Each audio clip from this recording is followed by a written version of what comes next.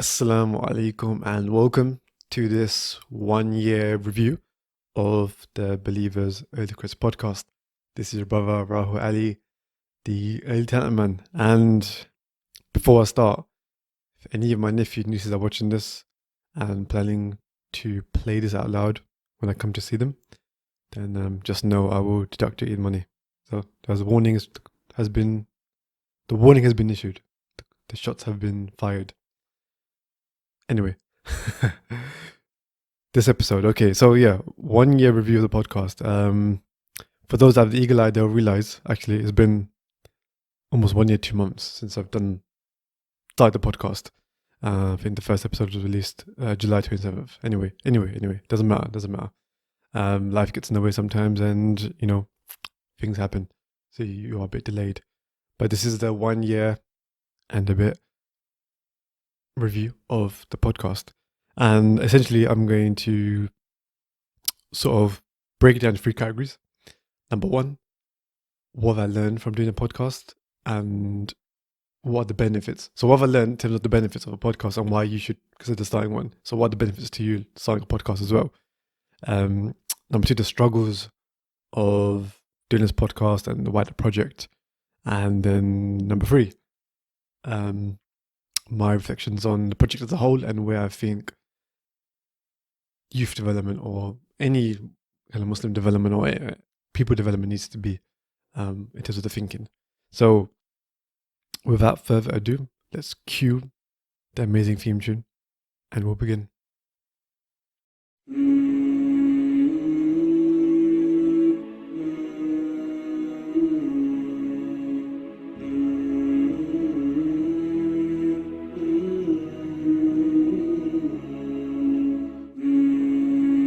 So let's begin. What have I learned from the podcast and how can you benefit from doing a podcast as well? So I'll explain the 10 things I've learned and all the 10 benefits I've got from doing a podcast. And then also you can use that to figure out what you might get from starting one. Because in this day and age, everyone criticizes everything, right? People might say, why are you starting a podcast? There's another one going out. But I think if you've got something to talk about or some value to give to the community, or even if you want to do it as your own personal development thing, then by all means, go for it and do it. There's a lot to gain from doing it. Just the experience of it, the skills you can get is very valuable. And the first one, benefit number 1, the biggest benefit I think, is the fact that you can talk to people, like meaningfully have an engaging, energizing, positive conversation.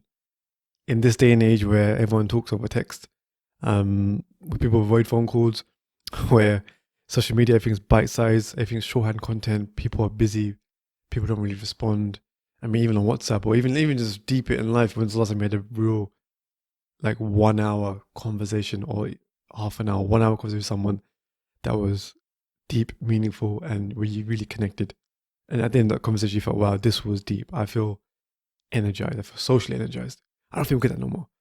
I don't think we do at all. So one of the things I like when I do the podcast and at the end of each episode, I'm like, wow, that was an amazing conversation.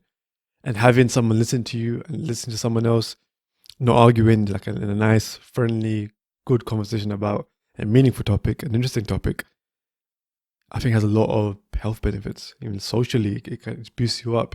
I feel there's a lot of good chemical benefits from it as well. But yeah, I feel like it's a luxury to have someone just listen to you and have a meaningful, deep conversation, especially in this remote world that we've entered over the last year or so.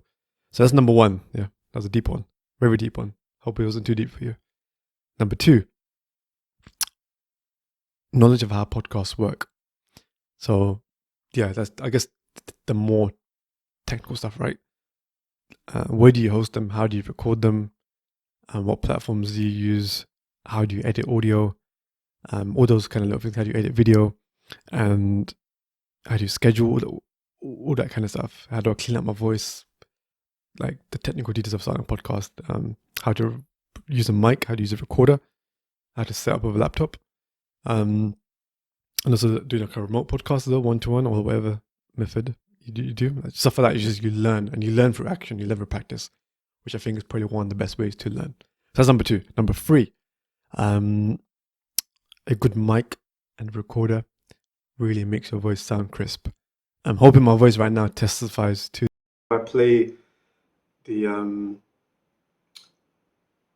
phone recorded version, the audio sounds very flat, whereas through here, it would hopefully sound very, very dynamic and very crisp and clear. And that makes people listen. And even if you're using a mic for your interviews or like your meetings with team members, it could create a good first impression because like you could be heard properly and like crisply.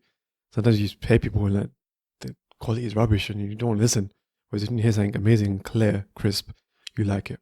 And I've learned that a good mic really has brought out the best of my voice. Because I think like everyone knows, I used to cringe a lot. I still do when I hear my voice in the video.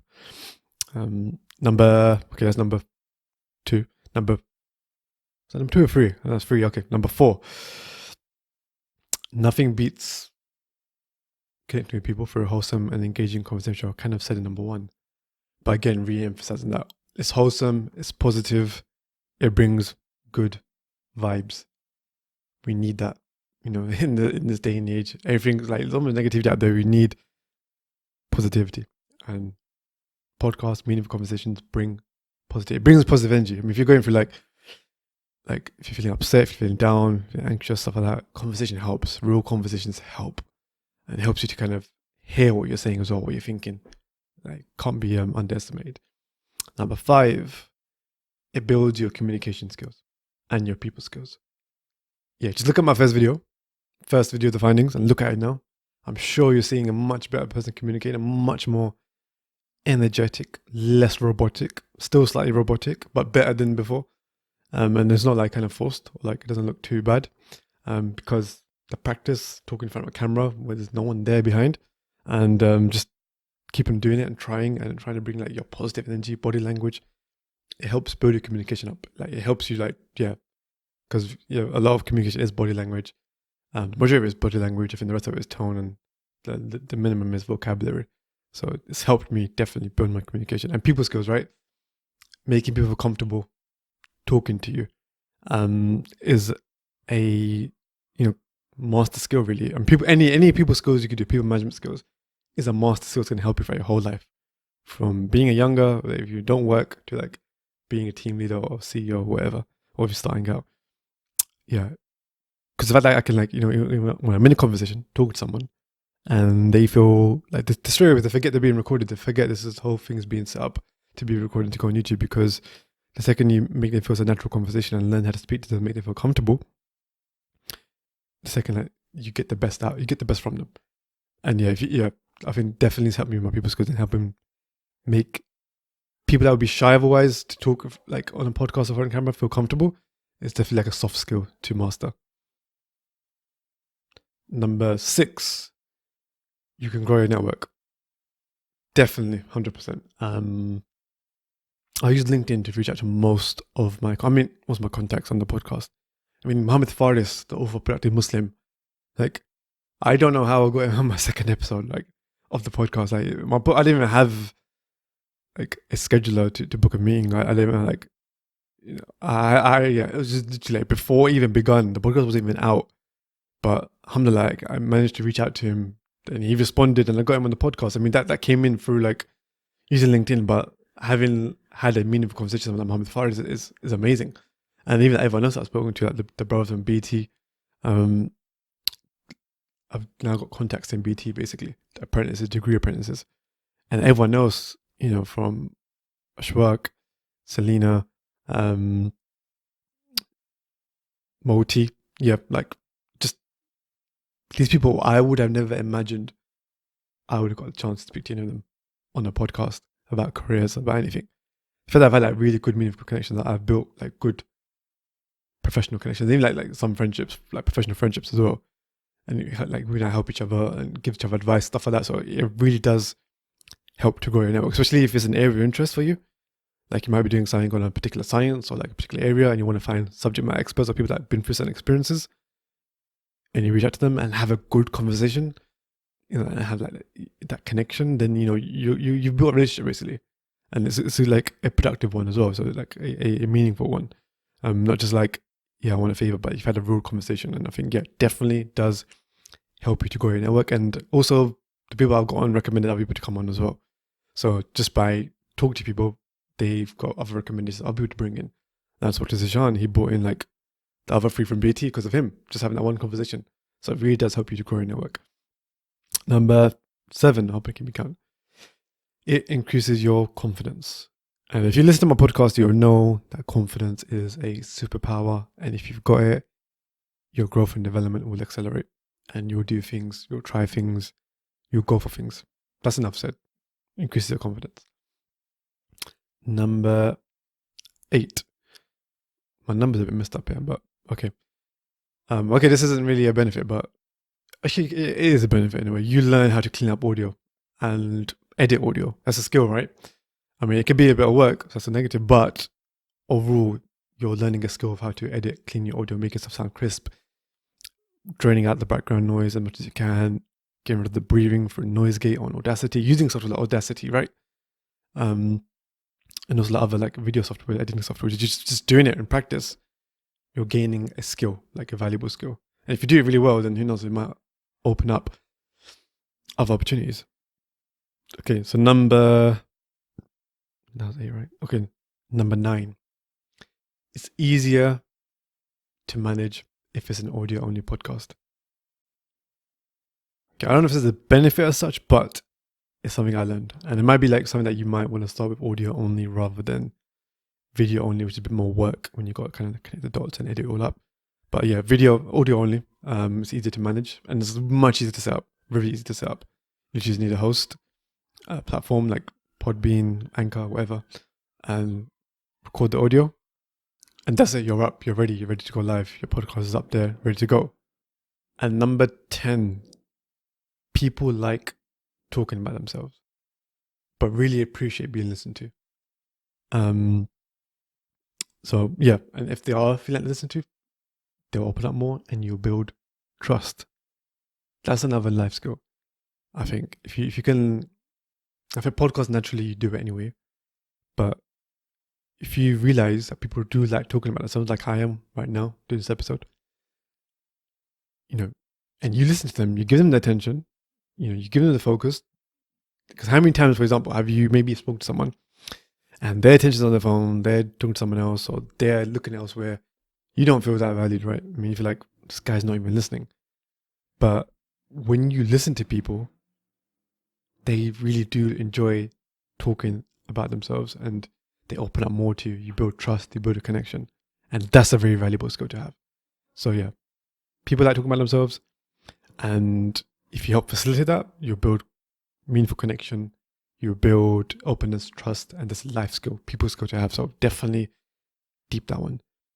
So these are 10 things I've learned. And I actually started the podcast from scratch. I had no knowledge, like literally nothing. I listened to some podcasts like the IFG one, Freshly Grounded, Islamic Finance Guru, I should say. That was about it. That was like my knowledge of it was listening from my user end, not actually recording one or anything. So I started from scratch and I managed to do it. And not only that, like I managed to like learn how to, because I did a video one, use YouTube, use TikTok, use Instagram, edit snippets. Those skills are valuable to learn. They were fun to learn as well. You could experiment a lot. I made a lot of mistakes, but it was just good to do that stuff and try it and learn a new skill basically. Also, I've got a blog drafted up where I kind of give a lot more information in detail about how I have broken down the different elements of the podcast. For example, the mic I've used, how I chose it, why I chose it, the recorders I'm using, my kind of setup, the platforms I use, the softwares I use.